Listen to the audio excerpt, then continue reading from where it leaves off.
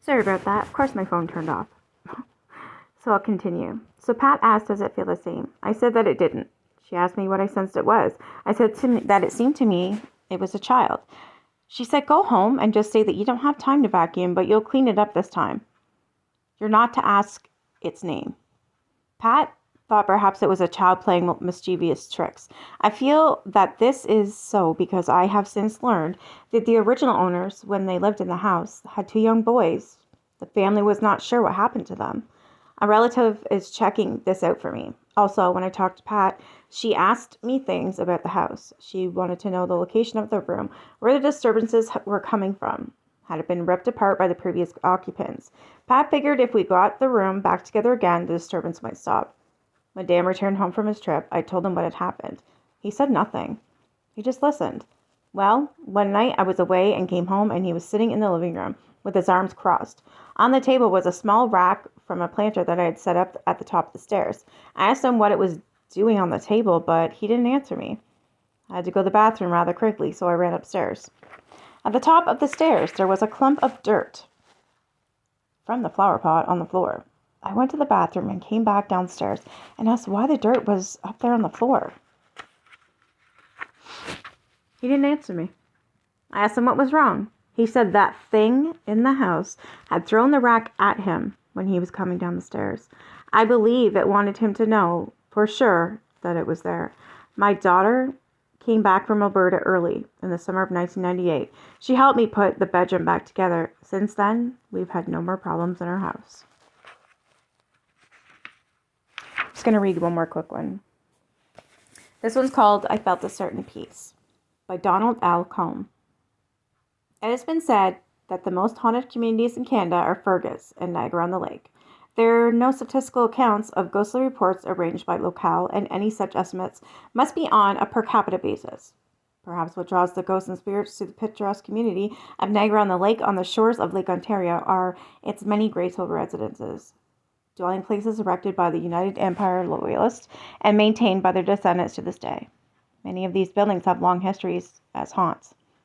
Niagara-on-the-Lake is also renowned as the home of the Shaw Festival. In fact, it's the only theater in the world dedicated to the work of the playwright George Bernard Shaw. Now, Shaw was a rationalist who dismissed all belief in ghosts or spirits. Yet his innate curiosity was such that he read then current books and physical research. He even reviewed a number of them for the London press. In one review, he made an amusing comment on the classic English ghost story. With his customary wit, he wrote about the classic, that is, untrue ghost story. Shaw noted that it was a human characteristic to tell ghost stories, if only to account for the many strange and unusual things that have happened to people through the ages. Donald L. Columbo is a descendant of the UEL, who lives in an old house on Niagara-on-the-Lake. Knowing my interest in the supernatural and the paranormal, he kindly faxed me the following account of a peculiar disturbance. I've reproduced it as I received it. So this was Thursday, May 9th, 1996.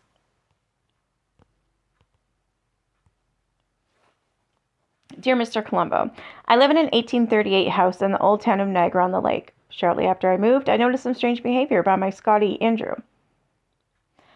This normally rational Pacific animal, who never had ill will toward anyone or anything, and who certainly never growled, took to sitting in the corner by the front where he stared intently into a blank wall and carried on a low, rather disturbing growl. This behavior of Andrew's went on from time to time and made no sense at all, but I felt certain he knew something that I didn't, but which he probably thought I should. One night, I was in the cellar immediately below the spot where the dog was used to growling, and I heard dripping sounds on the floor above my head. I concluded that I had overwatered some large pot plants that stood nearby, so I ran up with a rag, expecting to find pools of water. To my amazement, there was nothing on the floor. I looked about and decided I had imagined the event and returned to the cellar. In a few minutes, the sound began again.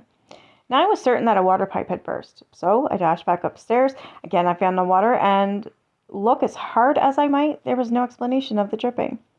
I returned to the cellar, and the dripping continued, but as I had no explanation, I ignored it. There were no further episodes of the dripping sound, nor were there any further episodes by the dog with his mysterious growling. Some time later, I discovered that there had been a murder in this house, and that the location of the growling and the dripping sound was where the hapless soul had died.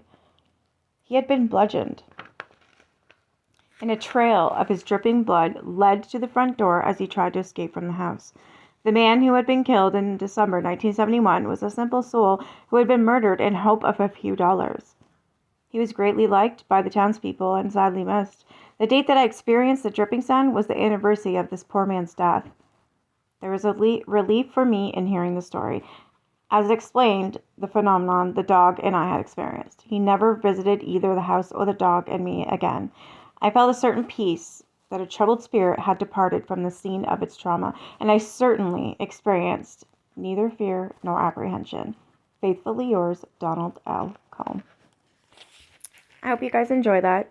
I'll try and do this every night because like I said, I read every night.